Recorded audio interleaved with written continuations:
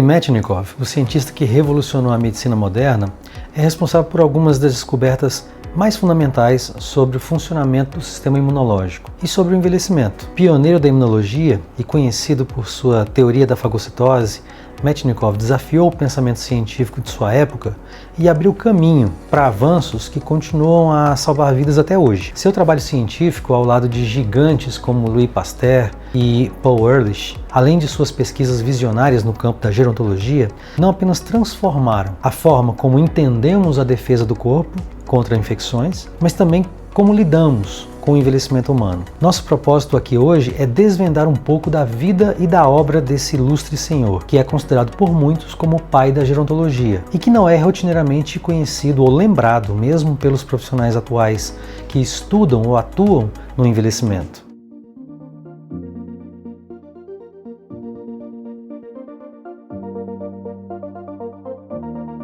Dentre os nomes que costumam vir à mente das pessoas quando pedimos para que se lembrem das maiores personalidades que contribuíram para grandes descobertas das ciências biológicas, é costumeiro que apareçam nomes como Gregor Mendel, que foi o pai da ciência genética, Charles Darwin, o autor da teoria da evolução das espécies, Louis Pasteur e Robert Koch, ambos igualmente importantes para o surgimento da ciência microbiologia, mas é muito pouco provável que alguém irá espontaneamente se lembrar de um sujeito chamado Ilya Ilyich Metchnikoff, um proeminente biólogo e microbiologista cujo trabalho permitiu o início da compreensão sobre os mecanismos imunitários de defesa e que, para além de avançar com a imunologia, também se ocupou em lançar as bases do que hoje chamamos de gerontologia. Esse senhor nasceu em 1845, na cidade de Kharkiv, na antiga Ucrânia, quando a Ucrânia ainda era parte do Império Russo, muito antes de vir a compor a extinta União Soviética. Esse senhor foi uma figura fascinante, não apenas por suas descobertas científicas, mas também pela complexidade de sua vida pessoal e os desafios que enfrentou ao longo de sua vida e também os desafios que enfrentou ao longo de sua carreira.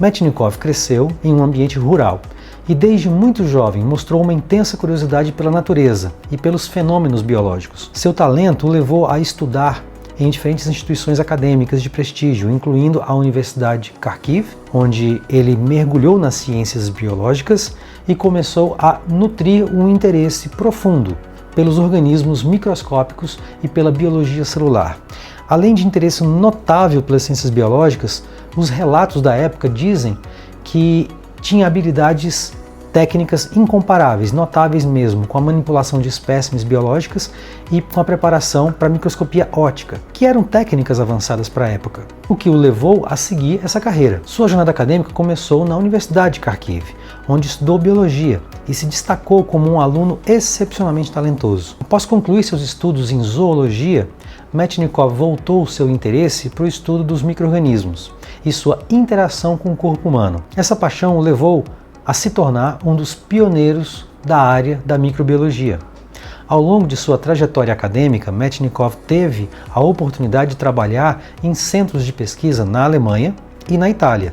lugares que moldaram suas ideias inovadoras sobre o funcionamento do corpo humano e sua relação com o mundo microbiano, revelando que dessa interação poderiam surgir resultados maléficos ou benéficos, ou seja, doença ou saúde, a depender do micro-organismo. Foi durante sua estadia em Messina, na Itália, que ele fez uma de suas maiores descobertas, que foi a fagocitose. Ao observar organismos simples, Metchnikoff percebeu que certas células especializadas desempenhavam um papel crucial na defesa do organismo contra agentes invasores. Ao engolir esses agentes invasores, ou endocitar, como prefiro chamar tecnicamente, para então digerir esses agentes invasores e destruí-los. Tratava-se do fenômeno da fagocitose e, para células que tinham essa ação, ele passou a chamá-los de fagócitos. Essa observação o levou a formular a teoria de que os fagócitos eram os principais responsáveis por combater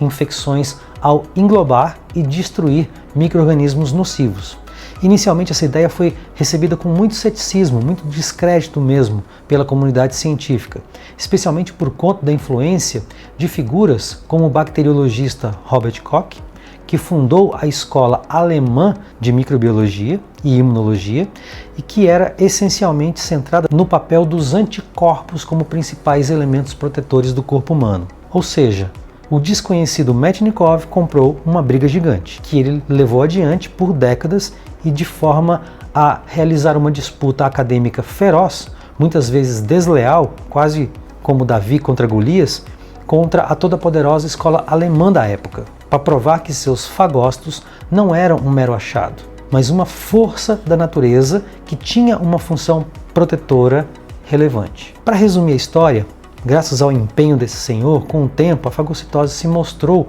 um fenômeno imunitário relevante, tão importante quanto os anticorpos, e que se tornou, portanto, um pilar fundamental da imunologia moderna. No entanto, a vida de Metchnikoff foi marcada não apenas por suas realizações científicas, mas também por uma série de tragédias e desafios pessoais. Ele sofria de depressão crônica, uma condição que foi muito agravada pela perda de sua primeira esposa, Ludmila, que morreu tragicamente por tuberculose, bem pouco tempo após seu casamento. Essa perda o afetou profundamente, levando Metchnikoff a considerar a possibilidade, inclusive, de tirar a própria vida, em mais de uma ocasião.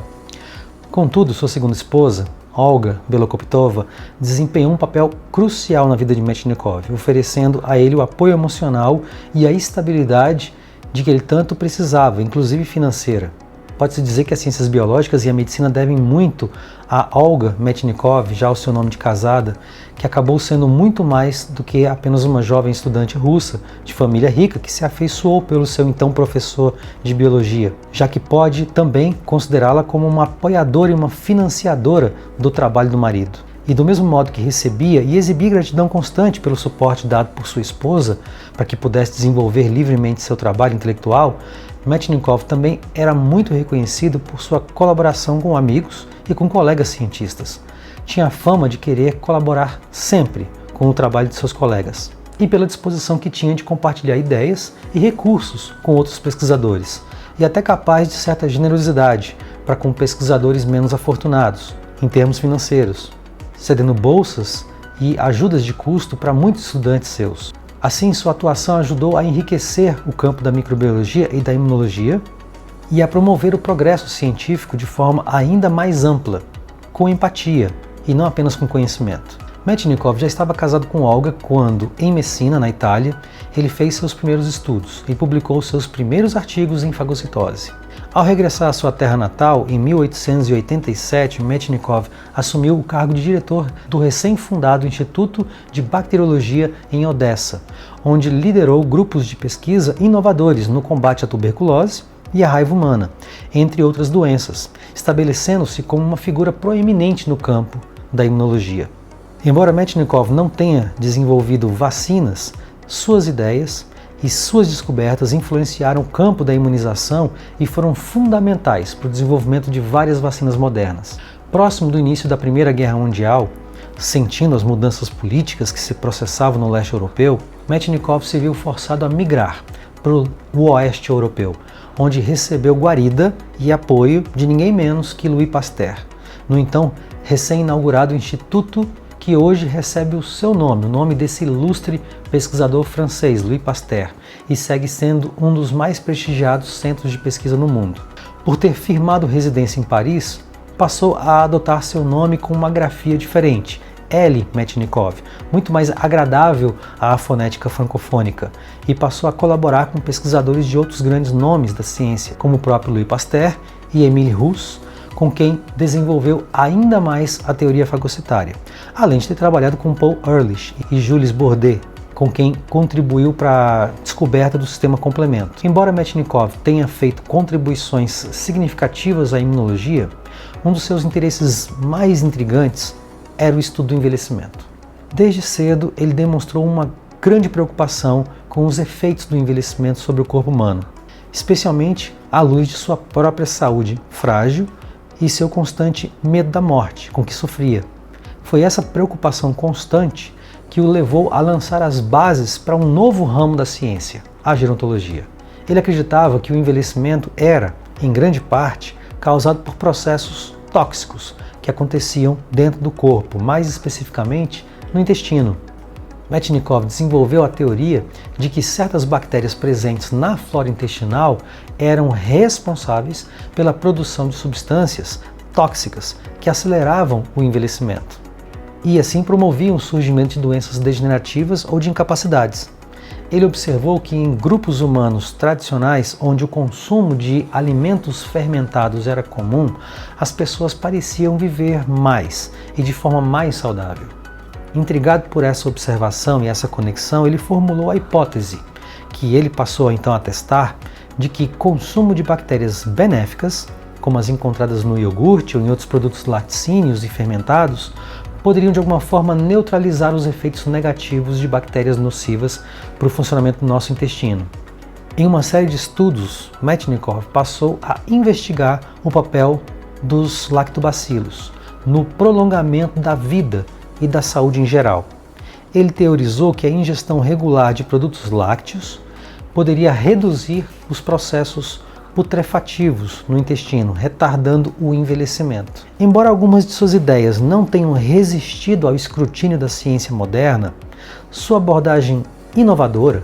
baseada em uma metodologia robusta, usando de controles para poder provar seu ponto de vista, foi uma das primeiras tentativas de tratar o tema do envelhecimento como um processo biológico passível de compreensão científica e não apenas de compreensão, como também de alguma margem de intervenção clínica, ao invés de ser apenas um declínio inevitável. Na perspectiva de Metchnikoff, a saúde do intestino era fundamental para o envelhecimento saudável. Um conceito que, embora tenha sofrido revisões e adaptações ao longo do tempo, ainda ressoa com os avanços modernos, por exemplo, do campo da microbiota intestinal, a exemplo do que foi reavivado recentemente com a inclusão das disbioses, ou seja, dos desarranjos da microbiota intestinal entre aqueles que são considerados como os pilares do envelhecimento biológico. Metchnikoff, inclusive, previu que no futuro a ciência encontraria maneiras de modificar o ambiente interno do corpo ao ponto de promover uma vida mais longa e saudável. O que nada mais é do que as intervenções médicas corriqueiras hoje, que já podem até ser consideradas como clássicas atualmente, para tratar, por exemplo, pacientes diabéticos e hipertensos. Só para mencionar aí duas condições crônicas, dentre tantas, ao ponto de estender a longevidade da humanidade. Sua visão do envelhecimento como um processo foi revolucionário, e a simples noção que ele ajudou a difundir, de que, ao menos em parte, esse processo pode ser retardado, inspirou gerações de cientistas a estudar mais profundamente não apenas as doenças humanas, como também os mecanismos biológicos que controlam o envelhecimento celular e o desenvolvimento das doenças associadas à idade, lançando assim a base conceitual para a gerociência moderna, muito antes que esse nome sequer existisse. Em reconhecimento a essas contribuições, tanto para a imunologia quanto para o estudo do envelhecimento, Metchnikoff foi agraciado com o Prêmio Nobel de Fisiologia ou Medicina em 1908, prêmio que ele compartilhou com Paul Ehrlich por seu trabalho sobre fagocitose. Esse prêmio consolidou seu status como um dos maiores cientistas de sua época. Mesmo após sua morte por insuficiência cardíaca em 1916, suas teorias sobre o papel dos fagócitos na defesa do corpo e sua pesquisa inovadora no campo da gerontologia continuam até hoje a influenciar a ciência moderna. De acordo com seu testamento, seu corpo foi usado para pesquisas médicas e depois cremado no crematório do cemitério de Père Lachaise e colocado em uma urna onde suas cinzas estão até hoje em exposição na biblioteca do Instituto Pasteur. A vida de Elie Metchnikoff foi marcada por uma busca incansável pela compreensão dos mistérios do corpo humano, tanto no que diz respeito à imunidade quanto ao processo de envelhecimento. Seus desafios pessoais, incluindo aí os problemas de saúde e tragédias familiares, certamente influenciaram as suas motivações e também o direcionamento de suas pesquisas. No entanto, o seu legado é um testemunho vivo de sua habilidade em transformar essas dificuldades em combustível para algumas das descobertas mais revolucionárias da medicina. Ao conectar suas experiências pessoais com suas contribuições científicas, é possível apreciar a profundidade do seu impacto, não apenas na imunologia, como também nessa ciência emergente à época que era a gerontologia e que continua a ser uma área de estudo vital no século XXI. Assim, a história de Ellie Metchnikoff é uma combinação notável de fé na ciência